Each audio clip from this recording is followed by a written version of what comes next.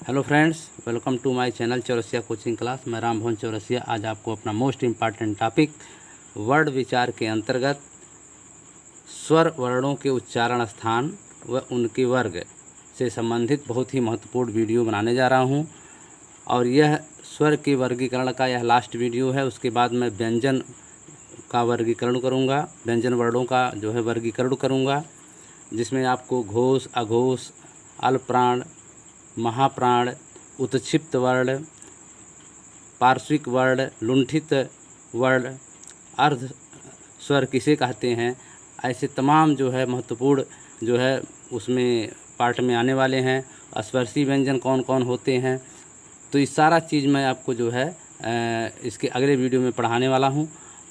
चूँकि यह मेरा जो है स्वर वर्णों के उच्चारण स्थान एवं उनके वर्ग से संबंधित है, जिसमें 5 भाग थे। यहाँ आप देख सकते हैं कि जो है स्वर वर्णों के उच्चारण स्थान व उनके वर्ग में ये वीडियो नंबर हमारा 5वां है। इसके पहले 4 वीडियो मैं बना चुका हूँ और आप लोग जो है हमारे जो है पूर्व के वीडियो में जा कर के जो है आप इसको देख सकते हैं, या हमारे डिस्क्रिप्शन में जो है लिंक दिया गया है, उस लिंक के माध्यम से भी आप जो है उसके आगे का वीडियो, जैसे अपभ्रंश भाषा, अवहट्ट भाषा, हिंदी साहित्य का आदिकालीन इतिहास, ये सब आप जो है हमारे जो है ऊपर उपरोक्त वीडियो में या पूर्व वीडियो में प्राप्त कर सकते हैं।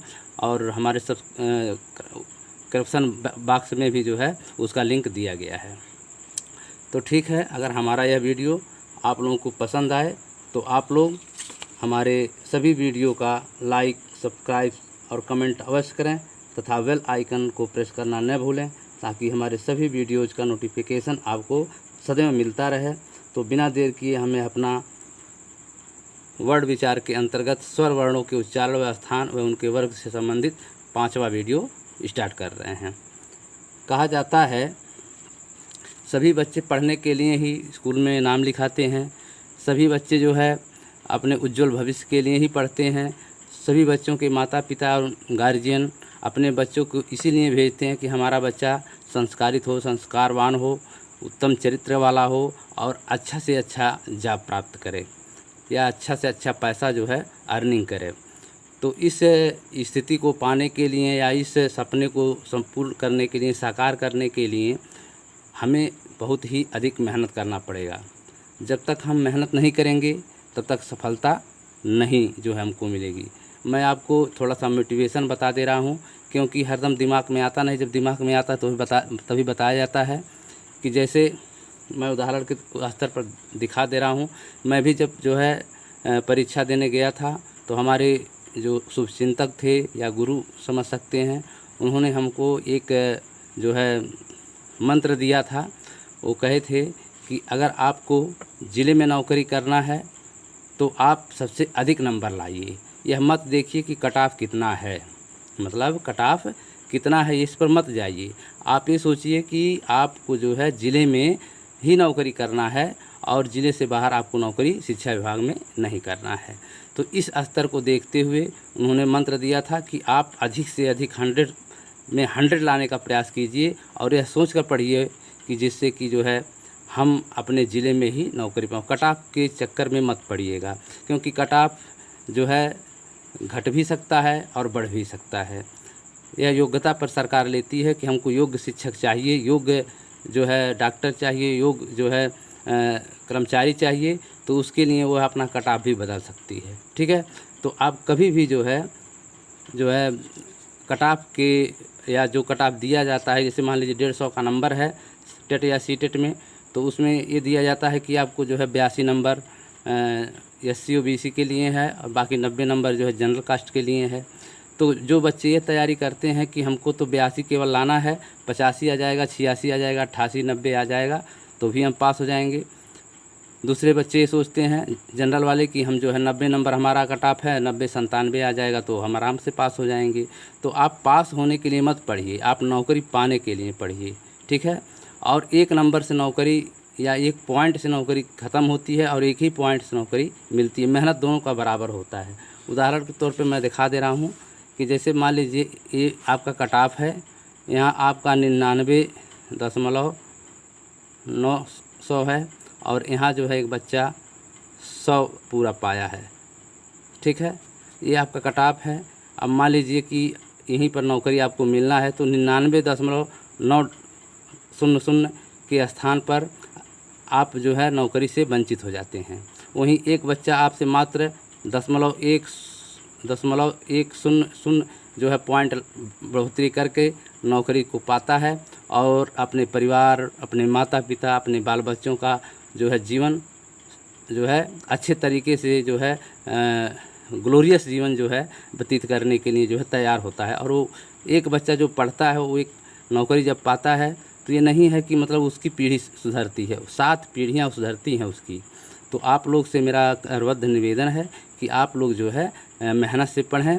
और जो है जो दूसरा मंत्र बताए थे उसको भी मैं बता दे रहा हूँ। एक मंत्र तो ये था कि आप कभी भी जो है कट ऑफ पर के देख करके आप परीक्षा कभी न दें, कट ऑफ को देकर परीक्षा न दें।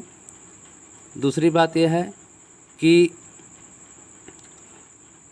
यह बात है कि जैसे जब कोई एग्जामिनर परीक्षा लेता है, आप प्राइमरी बेसिक में देखते होंगे कि जो है एक दौड़ होता है या एक कूद होता है, तो उसका एक जगह मान लीजिए आप यहाँ से कूदते हैं और आपको एक बाउंड्री दिया गया है कि यहाँ पर आपको कूदना है, अगर इससे अधिक ही जाना है, इससे कम आएंगे तो आप फेल माने जाएंगे। ठीक है, तो एक जो उसमें कई तरह के बच्चे होते हैं तो जिनका माइंड सेट हो जाता है कि बस मुझको जो है यहाँ से छलांग लगाना है और इस क्रॉस लाइन को पार करना है, तो वो लोग जो है परीक्षा जो है नौकरी तो नहीं पाते हैं लेकिन परीक्षा में ज़रूर पास हो जाते हैं।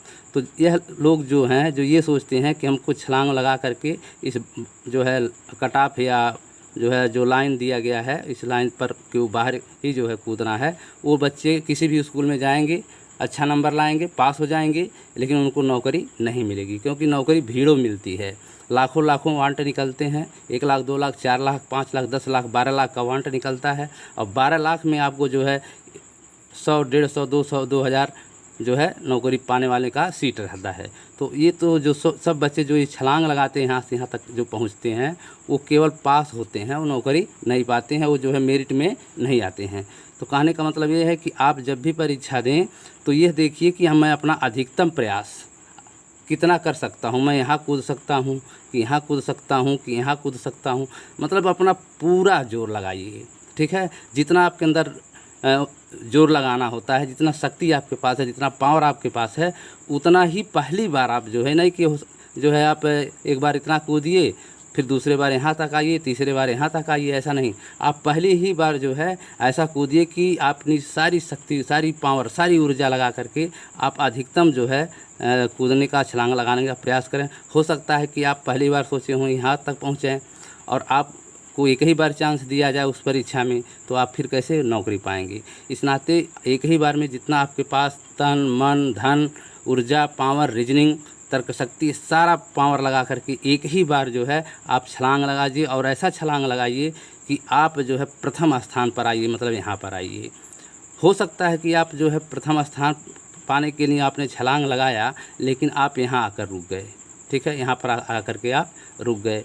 ठीक है, कोई बच्चा प्रथम प्रयास किया यहाँ तक आने के लिए, लेकिन वो भी हो सकता है कि वह जो है तीसरे स्थान पर आया हो। कुछ बच्चा और भी पूरा प्रयास करके मेहनत किया, ये बच्चा चौथे स्थान पे आ गया हो। अब मान लीजिए यहाँ से लेकर के यहाँ तक की जो सीट है वो 100 है। कितना है? 100 सीट है।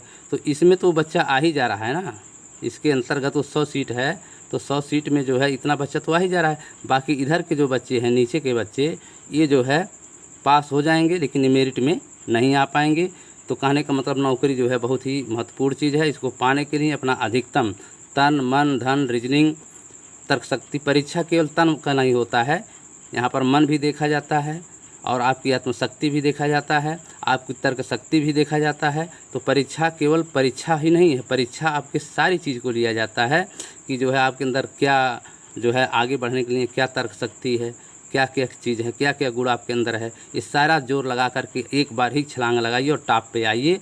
और टॉप पे जो बच्चा आता है उसको भी नौकरी पक्की है, जो दूसरे स्थान पे आता है उसकी भी नौकरी पक्की है, जो तीसरे स्थान पे आएगा इस तरह से 99 नहीं 100 तक जो नीचे रहेगा, ऊपर से नीचे तक आएगा, 100, 99, 98, 97, इस तरह से जो आएगा, मतलब 0 से यहाँ तक 100 तक जो है वो नौकरी पा सकता है, लेकिन इसके नीचे जो अंदर आएगा वो नौकरी नहीं पाएगा। केवल वो जो है पास हो जाएगा, अपने घर आकर कहेगा कि हाँ हम पास हैं, लेकिन जब मेरिट में आपका नाम नहीं छपेगा तो आपको बहुत कष्ट होगा।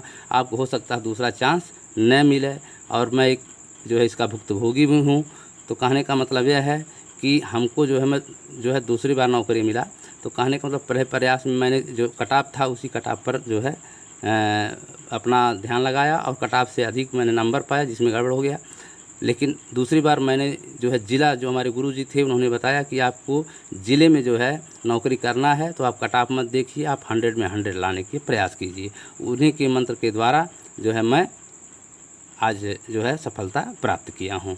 तो कहने का मतलब होता है कि गुरु जो होता है गुरु होता है, और गुरु की बातों को मानना चाहिए और सोचना चाहिए, समझना चाहिए, क्योंकि गुरु जो होता है वो ज्ञान उसके पास जो होता है वो कोई विद्वान नहीं होता है, वह अपने अनुभव रूपी जो ज्ञान मिलता है, उसी अनुभव रूपी ज्ञान का जो फीलिंग करता है, उसी फीलिंग का जो है वो अपने भावी पीढ़ी को या अपने बच्चों को बताता है कि ऐसा गलती आप आगे न करेंगे। ठीक है, तो ये तो मेरा थोड़ा मोटिवेशनल था। अगर आपको अच्छा लगेगा इस बात को, इस तरह से जो है मैं जो आपको मोटिवेशनल नॉलेज दिया हूँ, अगर अच्छा लगा तो ज़रूर हमारे वीडियो में आप लोग कमेंट करेंगे। अगर ऐसा आप लोग कमेंट करेंगे कि ऐसा ही 2-4 बात हम आपके वीडियो में डालें, तो मैं डालता भी रहूँगा। तो मैं आपको एक कविता जो है मैं जो है सुना दे रहा हूँ, क्योंकि मैं कवि भी हूँ, इस नाते जो है यहाँ पर मैं एक कविता सुना दे रहा हूँ, जिससे आपके अंदर एक जोश पैदा हो। अगर आगे तुम्हें बढ़ना है तो, अगर आगे तुम्हें बढ़ना है तो पढ़ना होगा, तुम्हें पढ़ना होगा। अगर आगे तुम्हें बढ़ना है तो पढ़ना होगा, तुम्हें पढ़ना होगा। दुख की दरिया लाख समंदर, दुख की जो दरिया है और लाख और समुंदर मतलब समुद्र, तो दुख की दरिया लाख समंदर, सर्वोच्च शिखर पर चढ़ना होगा। तो एक बार फिर से गा दे रहे हैं। अगर आगे तुम्हें बढ़ना है तो पढ़ना होगा, तुम्हें पढ़ना होगा। दुख की दरिया लाख समंदर, सर्वोच्च शिखर पर चढ़ना होगा। ठीक है, तो कहने का मतलब यह है कि अगर आपको सर्वोच्च शिखर पर चढ़ना है तो आपको जो है दुख की दरिया मतलब जो पैसे की प्रॉब्लम आ रही है या कुछ और प्रॉब्लम है उसको भी लांघना है, और समुद्र जैसे महाविपत्तियों को भी लांघ करके आपको जो है सर्वोच्च शिखर पर मतलब एवरेस्ट की चोटी पर आपको चढ़ना होगा। तभी आपको समाज में, देश में, प्रदेश में एक सम्मान मिलेगा, और उस सम्मान को पाने के लिए आपके बहुत से ऐसे हित मित्र साथी सहपाठी होंगे जो नहीं प्राप्त कर पाते हैं, लेकिन आपको प्राप्त करना होगा। ठीक है, अब आगे मैं आपके सब्जेक्ट पर आता हूँ। तो आप देखिए जो है स्वर वर्णों के उच्चारण स्थान व उनके वर्ग, तो इसके जो है 5 पार्ट हैं। कितने पार्ट हैं? 5 पार्ट हैं। 5 भाग में बांटा गया है, वर्गीकरण किया गया है। तो उच्चारण के आधार पर तो स्वर किसे कहते हैं, पहले आप इसको जानिए। स्वर किसे कहते हैं? स्वर जो है उन्हें कहते हैं कि जो बिना ऐसा वर्ड या ऐसा अक्षर जो बिना किसी दूसरे वर्ड या बिना व्यंजन की सहायता से स्वतंत्र रूप से मतलब आज़ाद रूप से, फ्रीडम रूप से किसी का सहायता न लेकर के जो वर्ड बोले जाते हैं उन्हीं को स्वर कहते हैं। एक बार फिर से समझा दे रहा हूँ, स्वर किसे कहते हैं? स्वर वह वर्ण है या वह अक्षर हैं जो बिना किसी व्यंजन की सहायता लिए या बिना किसी दूसरे अक्षर की सहायता लिए स्वतंत्र रूप से जो बोली जाती हैं उन्हीं को वर्ण कहते हैं। स्वर जो है क्या है? दूसरे भाषा में ध्वनियाँ हैं। ध्वनियों को हम अंग्रेजी में साउंड कहते हैं। जो मैं बोल रहा हूँ यह ध्वनि है, यही स्वर है, और यही जो है आपका अक्षर भी है, यही आपका वाक्यांश है, आपका यही सेंटेंस है। तो इस तरह से ये जो है, लेकिन जो वाक्य का सबसे छोटी इकाई होती है उसी को वर्ण कहते हैं। तो ये तो हो गया, ये तो हमारा थोड़ा भूमिका था। लेकिन अब मैं आपको पढ़ाने जा रहा हूँ कि स्वर वर्णों के उच्चारण स्थान एवं उनके वर्ग। तो उनको 5 भागों में बांटा गया है। कौन कौन वो भाग हैं आइए हम देखते हैं। उच्चारण के आधार पर, इसको मैंने जो है तीसरे वीडियो में पढ़ा चुका हूँ, आप वहाँ देख सकते हैं। उसके बाद चौथे वीडियो में मैंने पढ़ाया है उच्चारण के समय के आधार पर या मात्रा के आधार पर और जीभ प्रयोग के आधार पर। ये 2 वीडियो मैं जो है अपने चौथे वीडियो में डाल दिया हूँ। ठीक है, और आज जो है ये आपका जो है मुख द्वार या मुखाकृति खुलने के आधार पर और ओष्ठों की स्थिति के आधार पर पढ़ाने वाला हूँ, जो बहुत ही महत्वपूर्ण है। यहाँ आप देखिए कि उच्चारण के आधार पर, ठीक है, तो मैंने आपको बता ही दिया था उच्चारण के आधार पर, यहाँ मैंने जो है बताया था। अब आगे जो है मैं आपको चौथा स्टेप बताने वाला हूँ, मुख द्वार खुलने के आधार पर या ओष्ठों की स्थिति के आधार पर। तो आप यहाँ देखिए, मुखाकृति या मुख द्वार के आधार पर, ठीक है। तो जो मुख की आकृति, इसको अगर आप संधि विच्छेद करेंगे मुखाकृति को, तो होगा मुख की आकृति। क्या होगा?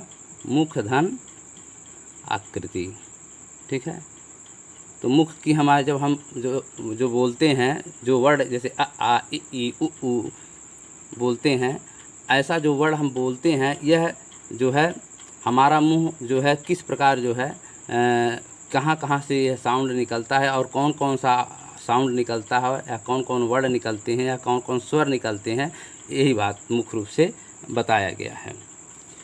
तो कहने का मतलब ये है कि आप यहाँ देख सकते हैं कि स्वरों का वर्गीकरण उच्चारण प्रयत्न के आधार पर। मैंने आपको 5 पहले बताया है, 5। अब इस 5 में जो आपको मुख्य रूप से जो उच्चारण के ही आधार पर है, उच्चारण प्रयत्न के आधार पर, तो उसमें जो है 2 पार्ट बांटा गया है। उसमें एक है अभ्यांतरिक और दूसरा है बाह्य प्रयत्न के आधार पर, ठीक है।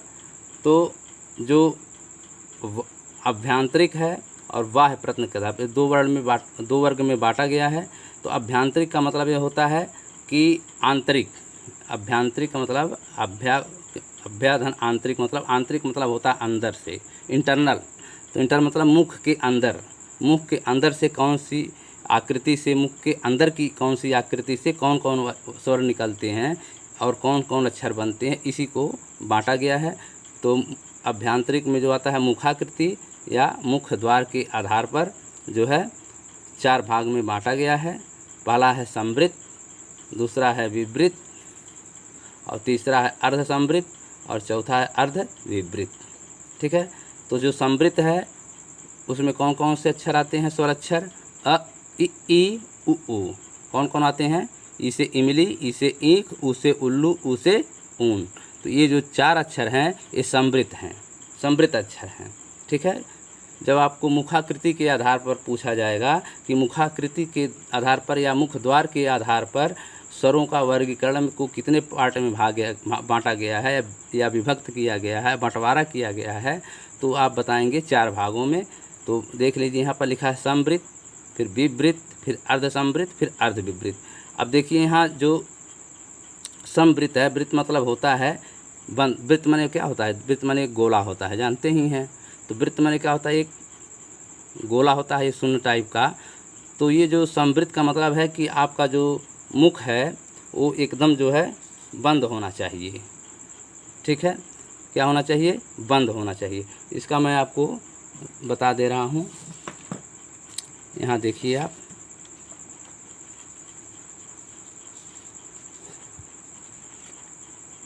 हिंदी भाषा में कुल स्वरों की संख्या कितनी है? 11 है।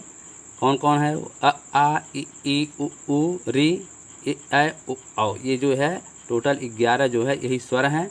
इन्हीं स्वरों का वर्गीकरण मुखाकृति के आधार पर हम आपको बता रहे हैं। तो यहाँ देख सकते हैं आप, लिखा है संवृत स्वर, फिर लिखा है अर्ध संवृत स्वर, फिर लिखा है अर्ध विवृत स्वर, फिर लिखा है विवृत स्वर। अब इसकी परिभाषा क्या है मैं इसको बता दे रहा हूँ शॉर्टकट में। संवृत स्वर किसे कहते हैं? संवृत स्वर, प्रश्न आ भी सकता है, टिप्पणी भी आ सकता है, बड़े बड़े परीक्षाओं में कभी पूछ देता है कि संवृत स्वर किसे कहते हैं, अर्ध संवृत स्वर किसे कहते हैं, अर्ध विवृत स्वर किसे कहते हैं और विवृत स्वर किसे कहते हैं। तो संवृत स्वर किसे कहते हैं, पहले इसको हम देख लेते हैं। मुख बहुत कम खुलता है। संवृत मतलब, वृत्त मतलब समझिए बंद। वृत्त माने क्या होता है? एकदम बंद हो गया, लगभग बंद हो गया, पूरा नहीं बंद है लेकिन उसको बंद ही मान के चला जाता है। क्योंकि आप जब बंद कर देंगे एकदम मुंह, तो फिर आवाज़ निकलेगी ही नहीं, ध्वनि निकलेगा ही नहीं, साउंड निकलेगा ही नहीं, तो स्वर कहाँ से बनेगा, व्यंजन कहाँ से बनेगा। तो यहाँ आप स हटा देंगे तो क्या होगा? वृत्त। क्या बचेगा? वृत्त। वृत्त मतलब जैसे हमारा मुंह है वो एक वृत्ताकार रूप से बंद। मैं यहाँ चित्र भी दिखा दे रहा हूँ कि जैसे देखिए एक जो है चित्र है मनुष्य का, तो इसमें देखिए जो मुंह है ये आपका, ये बहुत कम खुला है। कितना खुला है? बहुत ही कम खुला हुआ है। ठीक है, तो जब हमारा मुंह जो है इस तरह से रहे, मतलब बहुत कम खुला रहे, तो उसी को हम क्या कहते हैं, समृद्ध स्वर। और समृद्ध स्वर में कौन कौन वर्ड आते हैं, ई और उ। कौन कौन आते हैं, ई और उ। आप बोलकर भी देख सकते हैं कि जैसे आपको बोलना है ई उ, तो आपका जो मुंह है वो बहुत ही कम खुल रहा है। देखिए, बोलिए ई उ। तो आप स्वयं चेक करके देख सकते हैं, हमारे साथ भी बोल के देखिए, बोलिए ई उ। मतलब मुंह एकदम आपका बहुत कम खुल रहा है। तो वृत्त से आप अर्थ लगा लीजिएगा। यहाँ वृत्त मतलब होता है एक गोला जो एकदम से बंद होता है। क्या होता है, एकदम से बंद होता है, तो बंद एकदम रहेगा। कहने के लिए मैं तो समझा रहा हूँ कि ये वृत्त मतलब बंद होता है, एकदम बंद होता है, लेकिन आप समझिए कि केवल आपका मुंह थोड़ा सा हवा निकलने के लिए खुला रहता है। ठीक है, यहाँ पर आप चित्र में भी देख सकते हैं, थोड़ा सा मुंह खुला है। क्यों खुला है, कि वो अक्षर बोलने के लिए। तो इसमें कौन कौन अक्षर आते हैं समृद्ध में, ई और उ। ये जो है दो वर्ड आते हैं। मुख बहुत कम खुलता है। क्लियर हो गया। इसके बाद आता है अर्ध समृद्ध स्वर। क्या आता है, अर्ध समृद्ध स्वर। समृद्ध स्वर हमने पढ़ा कि उसमें मुंह क्या होता है, बहुत ही कम खुलता है, बहुत कम खुलता, थोड़ा सा इतना खुलता है जिससे हमारी आवाज़ किसी तरह से बाहर निकले। उसमें समृद्ध स्वर में कौन कौन अक्षर आते हैं, ई और उ, मतलब 4 अक्षर आते हैं। अब आप देखिए अर्ध समृद्ध स्वर। अर्ध समृद्ध स्वर में 2 स्वर आते हैं, एक ए और एक ओ आते हैं, मतलब छोटा ए और छोटा ओ। छोटा कह रहे हैं हम, लेकिन छोटा है नहीं, ये दीर्घ स्वर में आते हैं। तो ये हो गया छोटा ए और छोटा ओ। तो यह कौन मुखाकृति में आएगा, अर्ध समृद्ध स्वर में। इसकी परिभाषा क्या है, मुख समृद्ध स्वर से थोड़ा अधिक खुलता है। जो अर्ध समृद्ध स्वर है, इसमें भी देखिएगा वृत्त लिखा है। वृत्त मतलब जान ही गए, गोला या एक वृत्त होता है। तो वह वृत्त जो है अर्ध समृद्ध मतलब अर्ध माने आधा, समृद्ध माने खुला। ठीक है, तो जो अर्ध समृद्ध स्वर होते हैं, अर्ध मतलब आधा समझिएगा और समृद्ध माने खुला।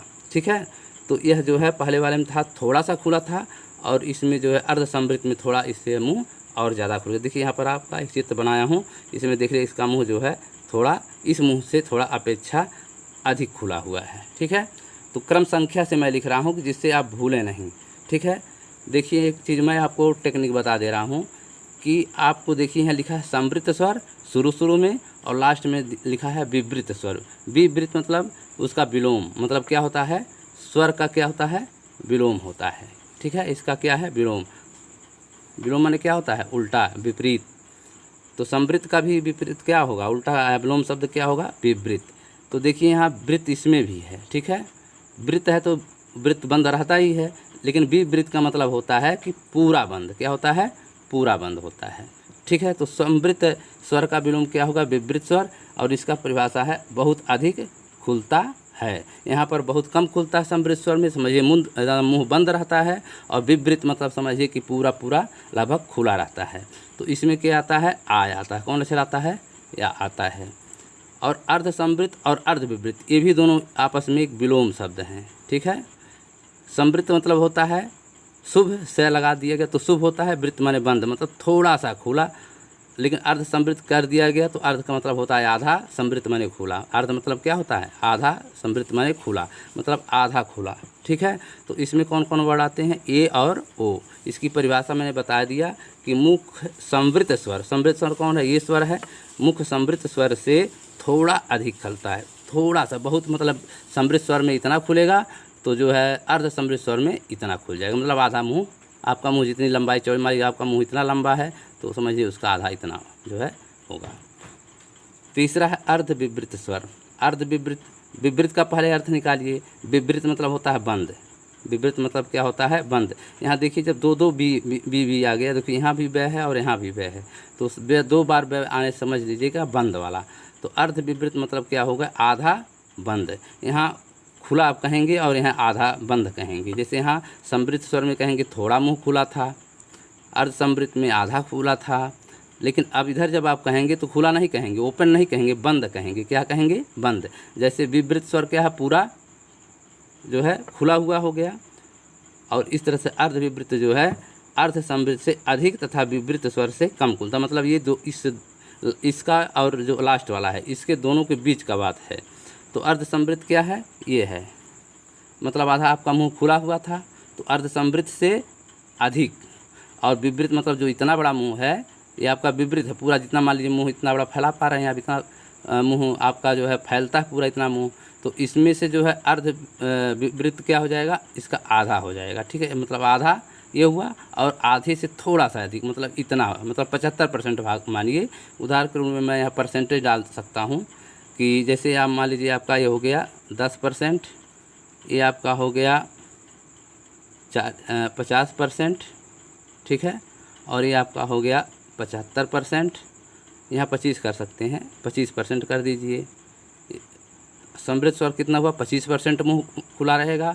अर्ध समृद्ध में आपका जो है 50% मुँह खुला रहेगा, और अर्ध विवृत स्वर में आपका 75% मुँह खुला रहेगा, और विवृत में समझ लीजिए आपका 100% मुख खुला रहेगा। मैं इसे नाते क्रमबद्ध रूप से पढ़ा रहा हूँ। जैसे मैं भी जो है बहुत अध्ययन करने के बाद मैं सोचा ऐसा ट्रिक बताऊँ कि जो हमारे बच्चे बड़े आसानी से समझ सकें। इसके लिए मैंने ज़्यादा प्रयास, ज़्यादा मेहनत किया हूँ।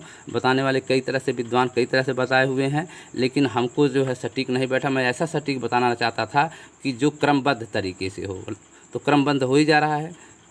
समृद्ध स्वर का मतलब समझिए 25% मुँह खुला, अर्ध समृद्ध स्वर का मतलब समझिए कि 50% मुँह खुला, और अर्ध विवृत स्वर का मतलब समझिए 75% मुँह खुला, और विवृत स्वर मतलब 100% मुँह खुला।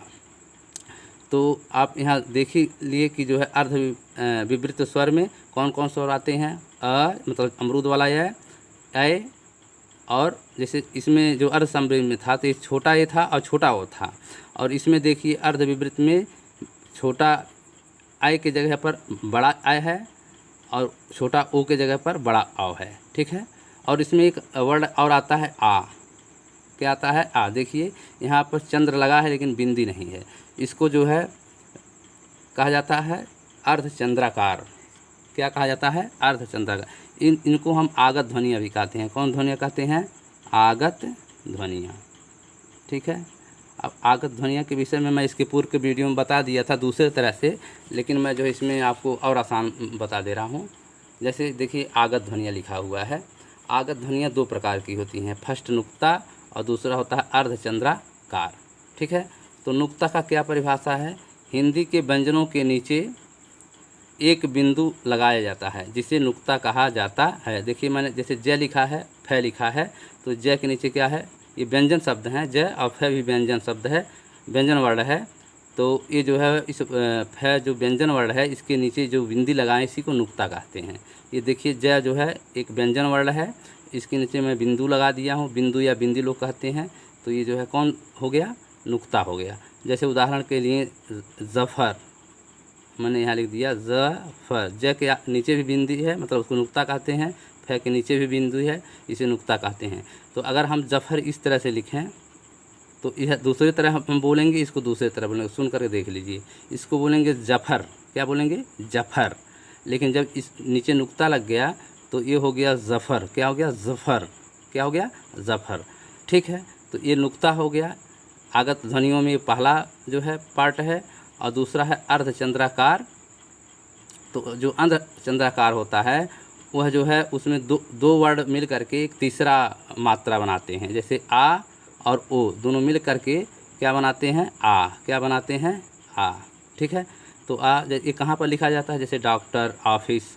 तो डॉक्टर के ऊपर हम कैसे लिखते हैं, ऐसे लिखते हैं। आप बोलते कैसे हैं, डॉक्टर नहीं बोलते हैं, डॉक्टर में आ का मात्रा भर आता है। लेकिन जब ये आगत ध्वनि आ जाएगा तो थोड़ा आ और ओ दोनों मिला के पढ़ेंगे। जैसे डॉक्टर क्या कहेंगे, डॉक्टर। और ऑफिस को क्या कहेंगे, ऑफिस। क्या कहेंगे, ऑफिस। डाग को हम डाग नहीं कहेंगे, जैसे डाग लिखा रहता है ये डाग है, लेकिन जब आगत स्वर आ जाएगा इसमें तो कहेंगे डॉग। क्या कहेंगे, डॉग। ठीक है, तो इस तरह से जो है ये आपका आगत ध्वनियाँ हो गई। तो ये कितने प्रकार की होती हैं, दो प्रकार की, एक नुक्ता और दूसरा अर्धचंद्राकार। ठीक है, तो यहाँ देखिए आप कि जो है अर्धविवृत स्वर में आपका जो है 4 ध्वनियाँ हैं, यह अमरूद वाला यह, एड़ी वाला ऐनक वाला ऐ, और ओखली वाला जो है आओ, और उसके बाद आगत ध्वनियों में जो है आ जाता है जिसके ऊपर अर्धचंद्राकार लगा हुआ है। ठीक है, तो आप लोग इसको समझ गए होंगे। आगे हम बता रहे हैं।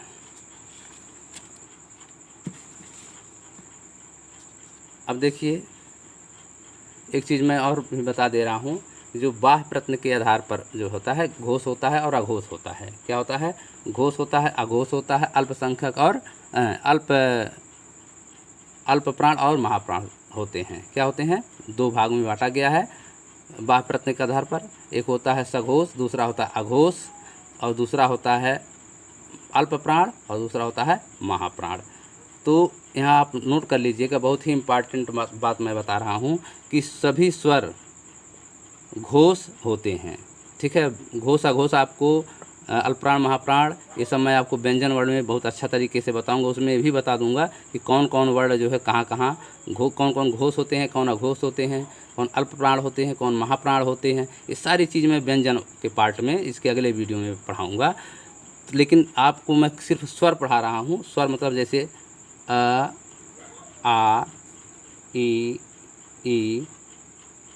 उ, री, उसके बाद ए, ऐ, ओ, आओ। ठीक है, कुल मिलाकर 11 स्वर हैं। अम और अह को नहीं लिया जाता है क्योंकि वो जो है अयोगवाह वर्ण हैं। तो अयोगवाह वर्ण न स्वर होते हैं ना व्यंजन में आते हैं। जैसे यहाँ लिख दे रहा हूँ मैं अंग अह, तो ये जो दो वर्ण हैं इस स्वर में नहीं आते हैं और ना ही व्यंजन में आते हैं। जो और इनका क्या नाम है? अयोगवाह। अयोगवाह इनको कौन वर्ण कहते हैं? अंग अह को कौन वर्ण कहते हैं?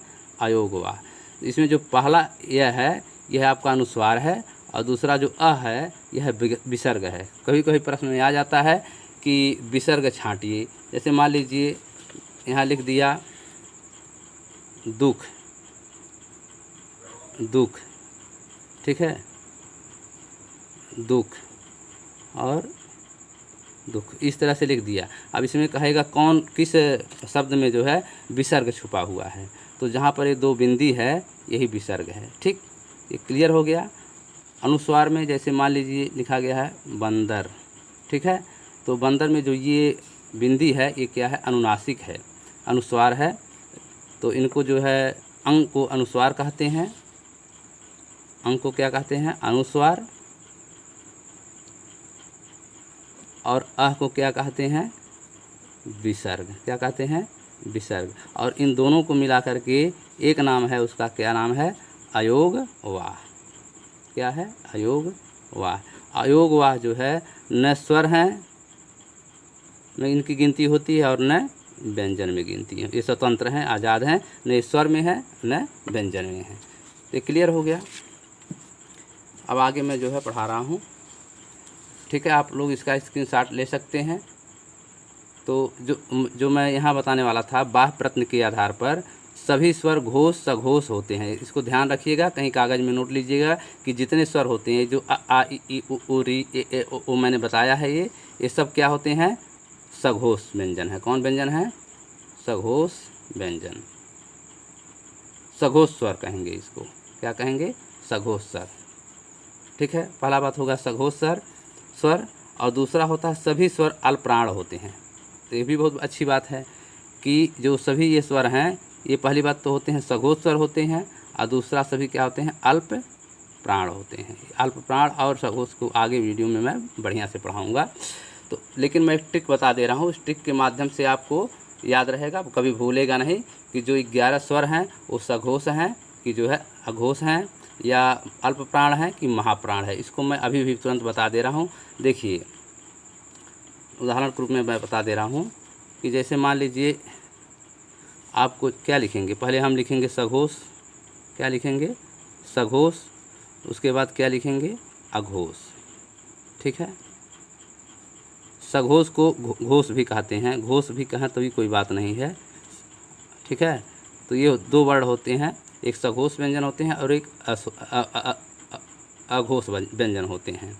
इन्हीं में एक और होता है, एक होता है अल्प प्राण और दूसरा होता है महाप्राण। ठीक है, अल्प प्राण से आप लगा सकते हैं, अल्प माने होता है छोटा, प्राण माने हवा। जब हम किसी भी अक्षर को बहुत कम सांस में एक मात्रा में बोलते हैं, ठीक है, एक मात्रा लगाते हैं और बहुत कम साउंड में बोलते हैं तो उसको अल्प प्राण कहते हैं। घोष जो शब्द सघोष शब्द है इसको भी जो है, इसमें जो है जो हमारी आवाज़ है उसमें घर्षण नहीं होता है। सघोष में वर्णों में हमारा घर्षण नहीं होता है, जबकि अघोष में जो है क्या होता है, नहीं, अघोष और सघोष होता है। यहाँ उल्टा मैंने लिख दिया, अघोष और क्या होता है, सघोष। ठीक है, तो अघोष, जो अघोष है, ये अघोष मतलब जो घ से आपका समझिए घर्षण, घ से क्या समझिएगा, घर्षण। आपके गले में जब आवाज़ निकलती है तो घर्षण होता है, सब अक्षरों में नहीं होता है, कुछ कुछ अक्षरों में जो है घर्षण होता है। तो जो अल्प प्राण है वो किसी भी वर्ग में, जैसे क, ख, ग, घ, अंगा, ये आपका 5 जो है क वर्ग है। इस क वर्ग में जो है अल्प प्राण कौन अक्षर है, अल्प प्राण अक्षर जो होते हैं वह जो है कम सांस लेते हैं, कम हवा, कम साउंड में बोला जाता है। तो ये होता है विषम राशि की जो अक्षर होती है, 1, 3, 5। तो 1 में आ हो गया क, 3 में हो गया ग और 5 में हो गया अंगा, ये हो गया अल्प प्राण। उसके बाद महाप्राण में सम राशियाँ होती हैं, जैसे सम राशियाँ, जैसे 2 और 4। तो ये जो बचा क्या, ख इसमें बचा और घ बचा, ये 2 जो हैं क्या है, महाप्राण व्यंजन हैं। ठीक है, लेकिन अब बात ये तो क्लियर हो गया कि सघोष और सघोष अघोष किसे कहते हैं, अल्प प्राण महाप्राण किसे कहते हैं। लेकिन अब यहाँ बताना हमको ये है कि कौन कौन जो स्वर हैं कौन कौन हैं। तो जो आपका अल्प प्राण है ये पूरा जो है आपका अ, आ, ई, उ, री और ए, ऐ, ओ, औ, ये जो 7 वर्ण हैं क्या है, अल्प प्राण है। क्या है, अल्प प्राण है। ठीक है, अब आपका जो है सभी स्वर अल्प प्राण होते हैं। फिर कह रहा सभी स्वर घोष मतलब सघोष होते हैं। सघोष मतलब होता है, घोष मतलब होता है घर्षण, घोष माने क्या होता है, घर्षण। ठीक है, और अघोष मतलब जब घर्षण न रहे तो जो है या लग गया तो उसका विलोम हो गया। ठीक है, जैसे आपका है मल, मल मतलब होता है गंदगी, क्या होता है, गंदगी। ठीक है, लेकिन अगर हम इसके आगे ए लगा दें तो क्या हो जाएगा, अमल, मतलब ये हो जाएगा गंदगी रहित। क्या हो जाएगा, गंदगी रहित मतलब साफ, स्वच्छ। ठीक है, तो उसी प्रकार जो है अघोष में जब घोष के आगे ए आ गया तो इसका मतलब हो गया कि ये इसमें घोष नहीं है, मतलब घर्षण नहीं है। तो जब घर्षण नहीं रहेगा तो ये जो है कौन अक्षर होगा, अघोष में जो है जो स्वर होते हैं ये स्वर जो है अघोष में नहीं आते हैं, ये किस में आते हैं, सघोष में आते हैं। सघोष में जो है घोष लिखा हुआ है, घोष के आगे स है तो इसमें सहित, से मतलब सहित होता है, मतलब घोष से मतलब घर्षण सहित। तो जब घर्षण सहित रहेगा तो सभी अक्षर इसमें आएंगे, जैसे आपका ख आ रहा है और घ आ रहा है। तो जो सभी जो है स्वर हैं जैसे आ, इ, ये किस में आते हैं, सघोष वर्ण में आते हैं। जैसे आ, यहाँ महाप्राण काट दीजिए इसमें से और इसमें से लिखिए अ, आ, ई, उ, री, ए, ऐ, ओ, औ। ये आपका क्या हो गया, सघोष व्यंजन। कौन हो गया, सघोष स्वर। व्यंजन नहीं कहेंगे क्योंकि ये व्यंजन नहीं है। तो आपका जो है जो ये 11 स्वर हैं ये क्या है, सघोष स्वर हैं। और ये जो अल्प प्राण महाप्राण में 2 भेद होते हैं, उसमें ये क्या है, अल्प प्राण हैं। अब सघोष का मैं शॉर्ट टिक में थोड़ा सा बता दे रहा हूँ, कैसे आप जानेंगे कि सघोष किसे कहते हैं। जैसे मान लीजिए यहाँ मैंने लिख दिया क, ख, ग, घ, अंगा। तो इसमें जो है आपका जो है पहली बात अल्प प्राण में लीजिए तो अल्प प्राण क्या हो गया, ग हो गया, अंगा हो गया, मतलब पहला अक्षर, तीसरा अक्षर और 5वां अक्षर। ठीक है, और सघोष ये अल्पप्राण हो गया। ठीक है, अल्पप्राण में क हो गया, ग हो गया, अंगा हो गया। लेकिन सघोष में अक्षर आपको पढ़ाने वाला हूँ, ये तो मैंने आपको अल्प प्राण बताया है, अल्प प्राण। तो अल्प प्राण कौन कौन है, पहला, तीसरा और 5वां। और महाप्राण कौन कौन अक्षर हैं, कौन बचा है, ख बचा है और घ बचा। इसका पहचान क्या है, आप अंग्रेजी में ले सकते हैं कि जिस अक्षर के में जो है डबल अक्षर न रहे उसको जो है अल्प प्राण कहते हैं, और जिसमें डबल अक्षर रहे या डबल स्वर रहे व्यंजन सहित मिला करके उनको जो है महाप्राण कहते हैं। ठीक है, जैसे आपका ख, अगर आप ख और घ, आपको घ मैंने बताया क्या है, महाप्राण है। क्या बताया, महाप्राण है। ठीक है, तो ये महाप्राण कैसे हुआ आप देख सकते हैं। ये आपका ख में अंग्रेजी बनाएंगे तो KHA बनेगा, और घ बनाएंगे तो GHA बनेगा। देखिए इसमें 3 अक्षर आ रहा है, ये वैसे ही बता रहा है 3 अक्षर है तो बड़ा महा है, मतलब महान है, महान से आप बड़ा ले लीजिएगा। लेकिन वहीं अगर आप लिखिए क तो KA GA ग और अंगा का हो जाएगा NA। ठीक है, तो ये आपका हो गया क, ये हो गया घ और ये हो गया अंगा। तो यह जो है आपका क्या है, अल्प प्राण है। क्या है, अल्प प्राण अक्षर है। ठीक है, दूसरे पन्ने में साफ बता दे रहा हूँ।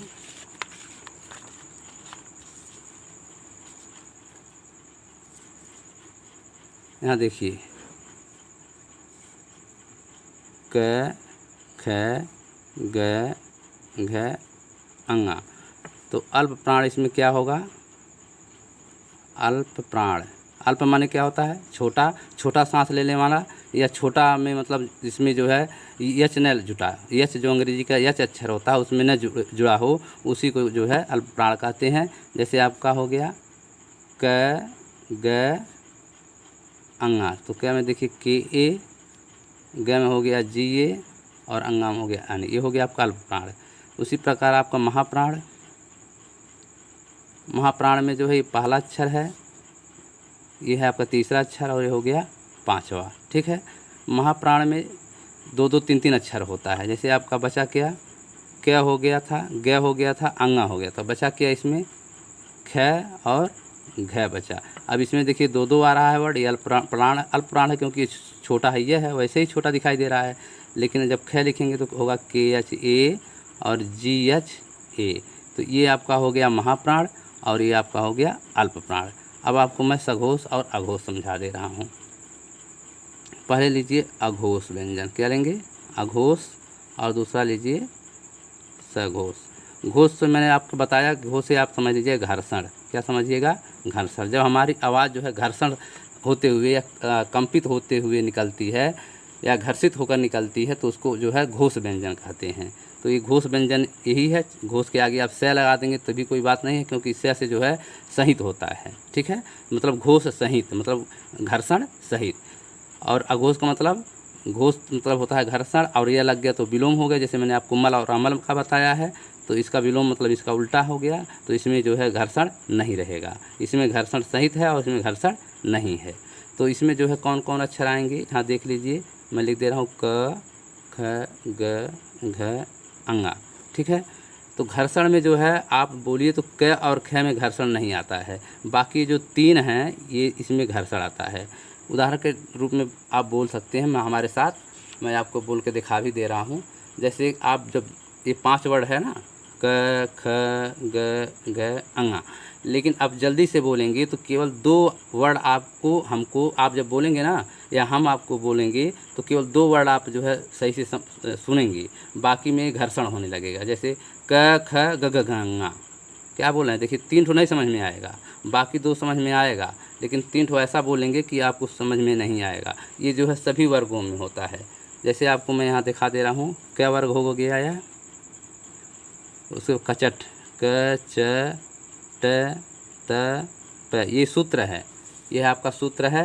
ये जो स्पर्शी व्यंजन होता है इसका सूत्र मैंने बताया था एक बार, इसका सूत्र है कचट तप।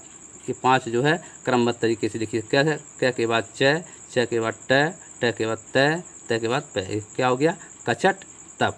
अब च से आप जानते हैं च छ ज झ इया। ट वर्ग में आएंगे ट ठ ड ढ अड़ा। त में आएंगे त थ द ध न। फिर इसमें आएंगे प फ ब भ म। ठीक है, तो अब इसमें जो ये पहले का 2-2 अक्षर है च छ ट ठ त थ और प फ, यह आपका क्या हो गया, सघोष व्यंजन हो गया, क्योंकि यह जिसमें घर्षण नहीं, अघोष हो जाएगा, क्या हो जाएगा, अघोष, क्योंकि इसमें घर्षण नहीं हो रहा है। तो ये जो आपका है यहाँ से लेकर के क ख च छ ट ठ त थ और प फ, ये आपका क्या हो गया, सघोष व्यंजन हो गया। क्या हो गया, सघोष। और बाकी जो ये 3 बच रहा है, ये 3 मतलब ग घ घ अंगा, ज झ झ इया, ट ठ ड ढ आड़ा, द ध न और प फ भ म, ये जो 3 अक्षर बचे, इसमें 2 अक्षर आते हैं और इसमें जो है कितने आएंगे, 3 अक्षर आएंगे। तो जैसे मान लीजिए यहाँ पर हो गया क ख और यहाँ हो जाएगा ग घ अंगा। अब इसको बोलकर मैं दिखा दे रहा हूँ। 2 वर्ड आपको, जो आगे का पहले का 2 वर्ड है वो आपको स्पष्ट सुनाई देगा, लेकिन तीसरा चौथा पांचवा आपको स्पष्ट सुनाई नहीं देगा। और जो स्पष्ट सुनाई न दे वही जो है आपका सघोष वर्ड है। क्या है, सघोष। कौन वर्ड है, सघोष वर्ड। ठीक है, अब मैं बोल के दिखा रहा हूँ। क ख ग घ घ, क्या सुनाई दिया, क ख आपको साफ सुनाई दे रहा होगा, बाकी ग घ गंगा जो 3 है ये आपको सुनाई नहीं दे रहा होगा साफ। उसी प्रकार देखिए च छ ज झ इया, च छ साफ सुनाई दिया आपको, लेकिन ज झ इया नहीं सुनाई देगा। मालूम पड़ा कि एक ही अक्षर हम बोल रहे हैं, एक ही शब्द तीनों में है। च छ साफ साफ अलग अलग सुनाई दे रहा है, लेकिन ज झ इया देखिए, ज झ इया ये आपको जो है समझ में नहीं आ रहा होगा कि मैंने क्या बोला। ये जो मैं समझ में नहीं आ रहा है, नहीं आप समझ पा रहे हैं, यही चीज़ जो है आपका जो है घर्षण इसी में हो रहा है। और एक घर्षण के नाते इसको हम सघोष कहते हैं। और जिसमें घर्षण मतलब न हो, हमारी आवाज़ हमारा साउंड में साफ साफ सुनाई दे, कोई घर्षण न हो, मतलब ये जो सघोष व्यंजन होते हैं वो गला दबा करके बोला जाता है और मुंह बंद होता है। जैसे ग घ गंगा, केवल कंठ से थोड़ी सी आवाज़ निकली, ग घ गंगा, ज झ झिया, ट ठ ड ढ डाड़ा, द ध न प ब भ म। लेकिन शुरू से देखिए ट ठ ये साफ साफ सुनाई दे रहा है, ड ढ ढ त थ साफ सुनाई दे रहा है। तो ये हो गया आपका अघोष व्यंजन। क्या होगा, अघोष व्यंजन। और ये जो है ट ठ अघोष व्यंजन और ड ढ अड़ा ये आपका हो गया सघोष व्यंजन। उसके बाद ट ठ ड ढ अड़ा त थ ये आपका हो गया अघोष और द ध न ये आपका हो गया सघोष। उसी तरह प फ साफ साफ सुनाई दे रहा है, इस नाते अघोष, और ब भ म ये जो आपका हो गया सघोष व्यंजन। ठीक है, तो कहने का मतलब ये है कि जितने स्वर हैं, 11 जो स्वर हैं, यहाँ साफ लिख दे रहे हैं, जो 11 स्वर हैं, पहली बात क्या है, ये अल्प प्राण है। क्या है, अल्प प्राण। और 11 स्वर जो हैं ये आपका सघोष हैं, मतलब इसमें घर्षण होता है, सघोष या घोष। ठीक है, तो मतलब इसमें घर्षण होता है। इसको आप नोट कर लीजिएगा कि जो 11 स्वर होते हैं वो क्या होते हैं, अल्प प्राण होते हैं, और जो 11 स्वर हैं ये आपका सघोष होते हैं, मतलब घोष होते हैं। अघोष नहीं कहेंगे इसमें। ठीक है, तो अल्प प्राण में यह आ रहा है, लेकिन जो सघोष है उसमें जो है यह नहीं आ रहा है। ठीक है, तो ये क्लियर हो गया होगा। अब मैंने आपको इतना बताया, अब आगे मैं बता रहा हूँ कि कौन कौन वर्ड आते हैं, थोड़ा जल्दी से पढ़ाऊँगा। देखिए यहाँ लिखा है समृत, मतलब क्लोज। समृत मतलब मैंने आपको बताया है कि एकदम मुंह बंद क्या रहेगा, इसे क्लोज रहेगा। ठीक है, इसमें कौन कौन अक्षर आते हैं, ई और उ। ठीक है, जिन स्वरों के उच्चारण में मुख द्वार लगभग बंद रहता, देखिए यहाँ मुंह जो है एकदम क्या है, बंद है। ठीक है, ये मुख जो है एकदम बंद है। ठीक है, ये हो गया। उसके बाद अर्ध समृत में हाल्फ क्लोज, मतलब यहाँ पूरा क्लोज था और यहाँ पर हाल्फ क्लोज मतलब आधा बंद। जिन स्वरों के उच्चारण में मुख द्वार आधा बंद रहता है उन्हें अर्ध समृत स्वर कहते हैं। वृत्त मतलब जानते ही आधा, आधा वृत्त, आधा मुंह खुला होगा, वृत्त में आधा आधा वृत्त खुला रहे, अर्धवृत्त मतलब आधा वृत्त खुला रहे, मतलब आधा खुला। अर्ध से हाल्फ होता है और वृत्त मतलब होता है क्लोज। ठीक है ना, मतलब आधा खुला। ठीक है, इसमें कौन कौन अक्षर आते हैं, ए और ओ, 2 स्वर केवल आते हैं। तीसरा है अर्धविवृत्त। अब यहाँ देखिए वृत्त मतलब होता है बंद और बी मतलब होता है खुला, मतलब इसका विलोम है ना ए, तो यहाँ देखिए हाल्फ ओपन। अर्ध मतलब आधा, हाल्फ, और विवृत्त मतलब ओपन। मतलब वृत्त रहेगा तब तो बंद रहेगा, देखिए यहाँ वृत्त भर केवल है तो बंद है, लेकिन विवृत्त जब आ जाएगा तो समझिए ओपन हो जाएगा, खुला हुआ हो जाएगा, क्योंकि इसका विलोम होता है। समवृत्त का विलोम क्या होता है? विवृत्त होता है। यहाँ हाल्फ क्लोज रहेगा तो इसका विलोम क्या होगा? हाल्फ ओपन हो जाएगा। जिन स्वरों के उच्चारण में मुख द्वार आधा खुला रहता है, जिन स्वरों के उच्चारण में हमारा जो मुंह है वो आधा खुला रहता है, उन्हें क्या कहते हैं? अर्ध विवृत्त या अंग्रेजी में हाल्फ ओपन स्वर कहते हैं। ठीक है, इसमें कौन आते हैं? 4 आते हैं, ए ऐ ओ, ये 3 आ गए, और एक आगत। आगत स्वर को मैंने बता ही, जैसे डॉक्टर, मास्टर, डॉग, बॉल। ठीक है, इस तरह से है, ये आगत ध्वनियाँ हैं।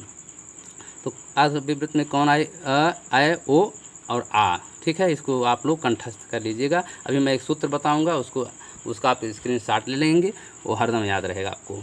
फिर विवृत्त, विवृत्त मतलब होता है बंद, आप जानते हैं वृत्त बंद, लेकिन बी आ गया तो बी जब आगे आ गया तो इसका विलोम हो गया, मतलब खुला, पूरा खुला, तो ओपन। विवृत्त का अंग्रेजी में क्या कहेंगे? ओपन कहेंगे।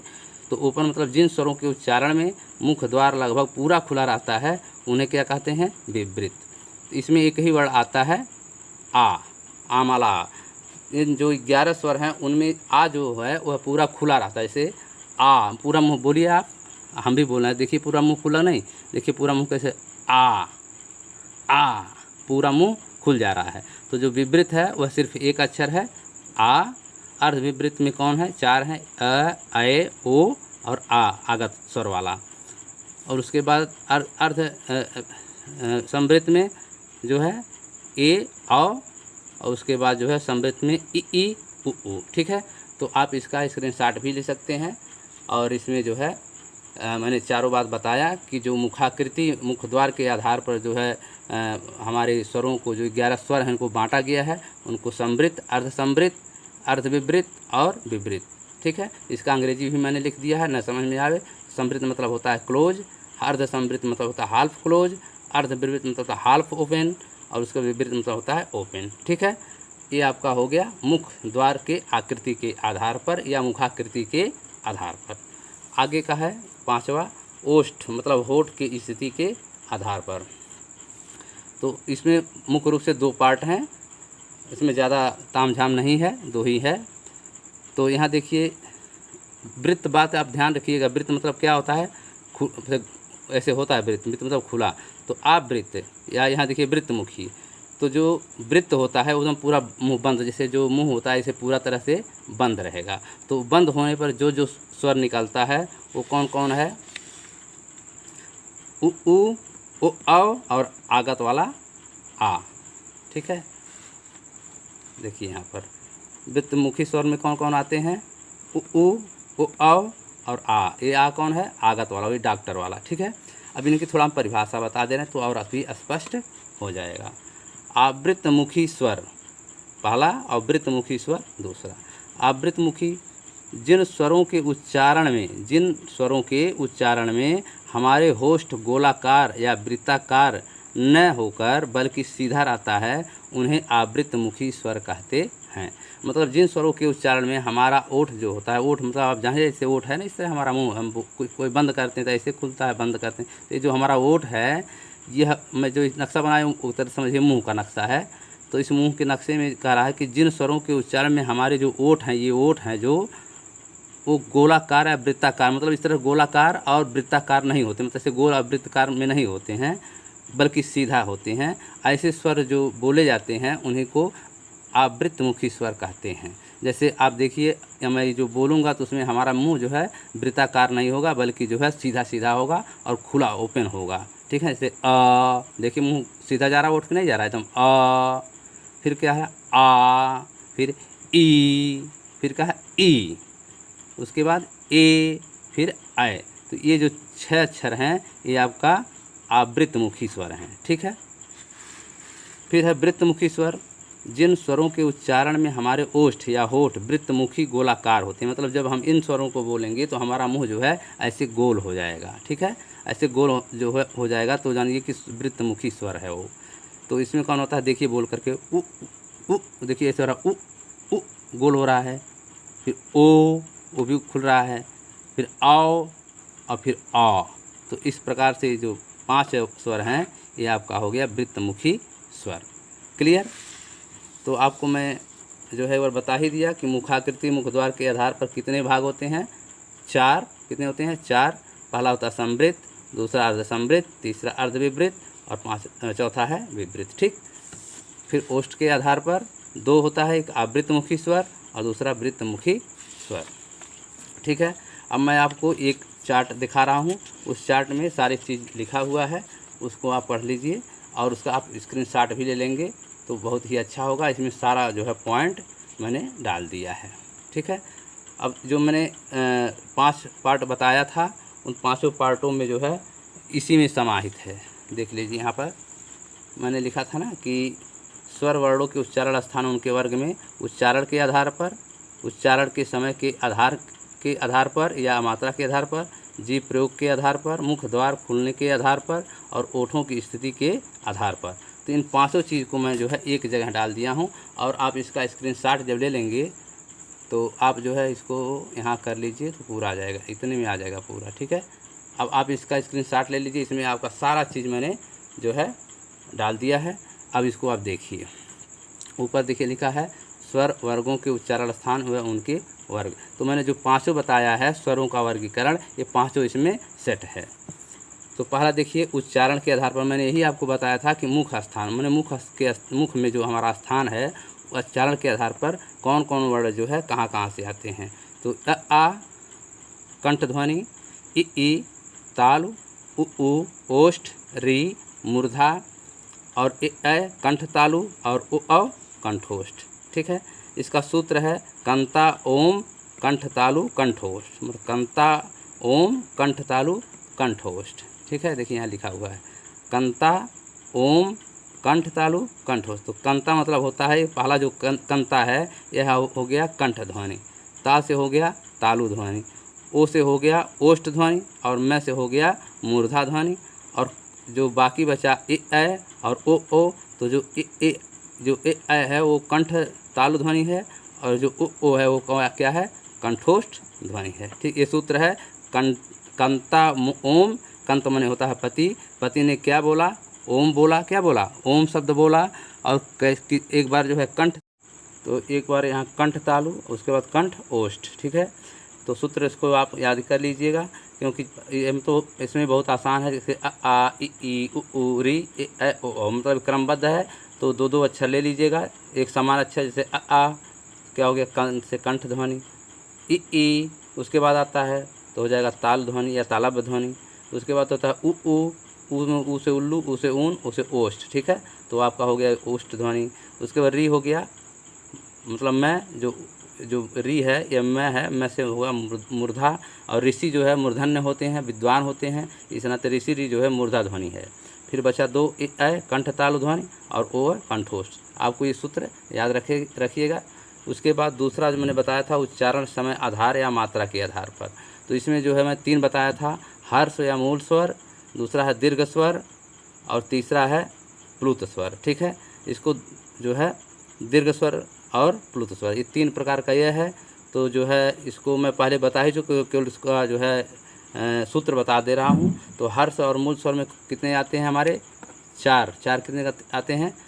हर्ष स्वर मतलब मूल स्वर मतलब सबसे छोटा स्वर, या मूल स्वर किसे कहते हैं, अ ई उ री, मतलब जो है यह जो है छोटा या छोटी ई, छोटा ऊ और ये जो है हमारे मूल स्वर हैं। स्वरों में इन्हीं स्वरों की सहायता से जो है ये जो है दीर्घ स्वर बनाया जाता है। ठीक है। तो दीर्घ स्वर मतलब होता है बड़ा स्वर, इसमें आ बड़ा, बड़ी, बड़ा ऊ और ए आय ओ औ, ये आपका 4 जो है क्या हो गया, दीर्घ स्वर। उसके बाद आता है प्लुत स्वर। प्लुत स्वर में देखिए जैसे ओम है, ये यस वाला जो चिन्ह है यही आपका प्लुत स्वर। उस स्पष्ट स्वर और उसके बाद जो है मध्य में ए आ जाएगा। इस प्रकार आप इसको देख करके अपने दिमाग से सेट कर लीजिएगा। समृद्ध स्वर इधर से देखिएगा, अर्धसमृद्ध स्वर इधर से देखिएगा, अर्धवृद्ध स्वर में ये 3 लाइन जो है इसी 3 लाइन में देखना है और इधर वाला मत देखिएगा। उसके बाद आप आइए ओष्ठ के आधार पर। तो ओष्ठ के आधार पर 2 भाग हैं, एक है आवृतमुखी और दूसरा है वृत्तमुखी। आवृतमुखी में आ ई ऐ और वृत्तमुखी में जो है उ ओ और आ से आगत ध्वनियाँ है। ठीक है। तो कहने का मतलब ये है कि अगर हमारा वीडियो आप लोगों को अच्छा लगे तो आप लोग ज़रूर लाइक कीजिएगा, और अगर वीडियो समझ में नहीं आ रहा है तो आप लोग जो है 1 बार 2 बार और देख लीजिएगा, जिससे और आपको आसान हो जाए। ठीक है। तो एक चीज़ हो गया। और आप लोग इसको जो है बढ़िया से याद रखिएगा, क्योंकि जो है कहा गया है कि कोशिश करने वाले की कभी हार नहीं होती, एक दिन के पढ़ने से जीवन नैया पार नहीं होती है। इस लाइन को अपने जीवन में उतार लीजिएगा कि एक दिन पढ़ने से कुछ होने वाला नहीं। आप लगातार कंटिन्यू खरगोश का और जो है कुत्ते की कहानी आपने सुना होगा कि कुत्ता बहुत तेज दौड़ा लेकिन वो थक गया और उसमें सफलता नहीं मिली, जबकि वहीं खरगोश धीरे धीरे चलता रहा और अपने गंतव्य स्थान पर पहुंच चुका। तो कहने का मतलब है कि हमको खरगोश के चाल से एक बराबर कंटिन्यू चलना है। तो वही बात इस लाइन में मैंने लिखा है कि कोशिश करने वाले की कभी हार नहीं होती, एक दिन के पढ़ने से जीवन नैया पार नहीं होती। तो अगर हमारा वीडियो जो आपको पसंद आया हो तो आप लोग लाइक सब्सक्राइब अवश्य करेंगे। जो भाई बहन हमारा जो है वीडियो चैनल को सब्सक्राइब नहीं किए हैं, उस चैनल को सब्सक्राइब कर लें, ये हमारी करबद्ध प्रार्थना है। धन्यवाद।